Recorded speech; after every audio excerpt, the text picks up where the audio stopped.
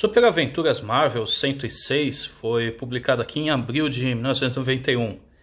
E essa revista tem algumas coisas interessantes. A primeira dela é que é um what if, o que aconteceria se o Demolidor tivesse matado o Rei do Crime. Então eles voltam para aquela fase da queda do Murdoch, logo no começo, onde o Demolidor vai enfrentar o Rei do Crime totalmente despreparado e apanha. Daí fala, bom, o que aconteceria se ele tivesse muito puto, muito descontrolado, e levasse uma arma e atirasse na cabeça do Rei do Crime. E como todo what if, essas coisas sempre pioram a situação, né? Ele vai passar a vagar pela rua, se sentindo culpado e tal. E outra coisa interessante dessa história é que tem um desenho do Greg Capullo. Então, assim, ainda bem início da carreira dele, não tem aquele muito estilo definido dele, que ficaria conhecido depois, mas você já vê que é uma arte competente, né? As cenas, o storytelling dele, assim, é bem legal. Eu gosto quando você pega esses artistas mais conhecidos, você vê que seria as primeiras histórias dele, né? Quando eles são competentes, mas ainda estão num estilo mais tradicional. E depois nessa história vai aparecer o Homem-Aranha, o Demolidor, tentando ajudar o Homem-Aranha e o Justiceiro, tentando ajudar o Demolidor, que vai acabar enfrentando o filho do Rei do Crime, o Richard Fisk. Eu não lembrava dele, eu não sei se a Marvel ainda usa esse personagem, mas ele vai acabar enfrentando o Demolidor para tentar vingar a morte do pai dele.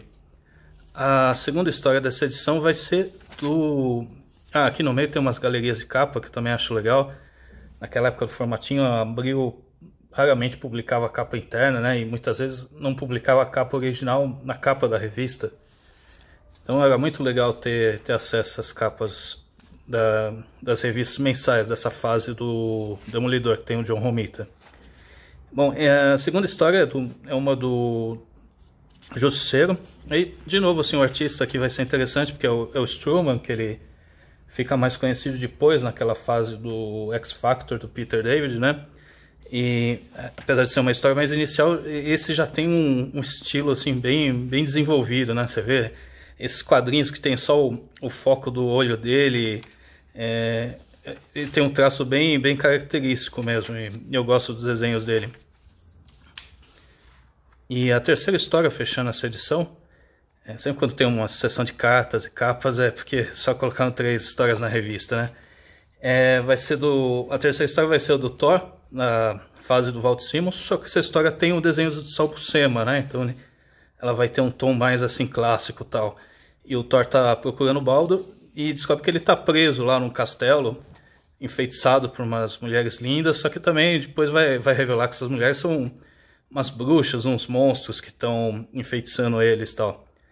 E sim, essa história é bem continuação das anteriores e tal, mas é uma que dá para ler também, só ela, assim, já fica uma história completa.